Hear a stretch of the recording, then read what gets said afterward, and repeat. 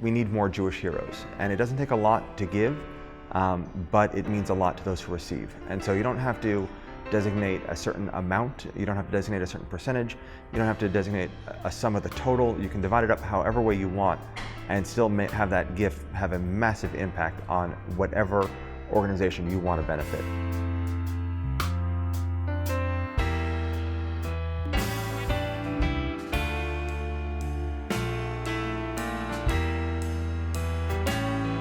Giving today is wonderful, but giving in the future is critical to the experience and the expansion of a vibrant Jewish community here and abroad. The Legacy campaign is just that. It's about endowment and giving to the future. An endowment means that whatever we're doing goes on for generations to come in its original form or in whatever form the Richmond Jewish community takes, and we want to be part of that. I also believe that very strongly in L'Dor Vador, from generation to generation, that my parents taught me. I hope I'm teaching my children, and I hope they'll teach their children, that it's important to leave something for the next generation. I don't think the amount matters. I think participation and making a commitment to help ensure the future is what we're looking to inspire people to do. And so we hope people will look inside and say, this is something I can do, even if it's a small amount. It really doesn't matter what the money is, it matters what's in your heart. And I think that's incredibly important for people to leave something behind, because the only thing they leave behind is their good name that makes any difference. You know, tzedakah was always part of growing up. It wasn't an option. It wasn't, oh, well, when we have enough, we'll give tzedakah. It was, you give something. It's really about thinking about the future. My mother was an early participant in that, and the money that she gave has been given and given every year, and as a matter of fact, it has grown considerably, and today it's giving far more to the annual campaign than she ever realized or ever thought that it would do.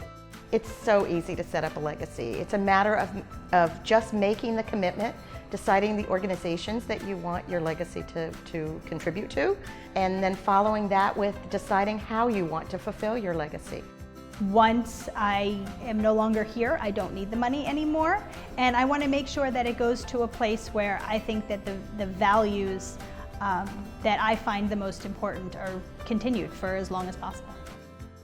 We set up a Life and Legacy Fund that will continue to give and give to the Richmond Jewish community.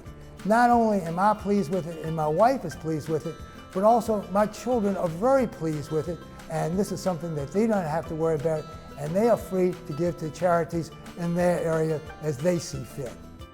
It was easy to leave a Jewish legacy because there's so many ways and so many avenues to do it, and a time frame that's your time frame. We need to set up to protect what we hold dear, what's most meaningful to us. That's why we're doing it now. A lot of people don't think about it until years and years away. Now is the right time for us. We are raising our children to know that giving is very important. It's very important for leaders to lead. It's difficult for us to ask if we haven't already given.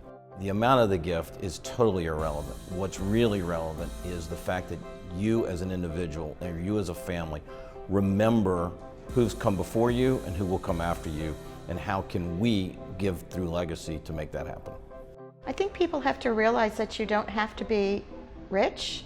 You don't have to be what we all thought a philanthropist needed to be. We can each and every one of us be a philanthropist in one way or another. My mother inspired me. She set up an endowment fund after the death of my father. It provided her with such meaning in her life, and now it's providing me with meaning. You know, sometimes change, not only is change hard, but it can cost money to do so. So you provide resources so that new things can be, you can try new things. As I've said to my rabbi, you're not going to have any trouble talking about me when I'm laying in a box in front of you, because you get to write what the rabbi is going to say about your life. He can say that you were a mensch, you did the right things, you gave to people that needed the help. You directed that, you led that, and that's, I think, very important that people think about what is the end of their life going to look like and what are they going to leave behind for their children to remember them by. And it's not going to be money. It's going to be who they were as people.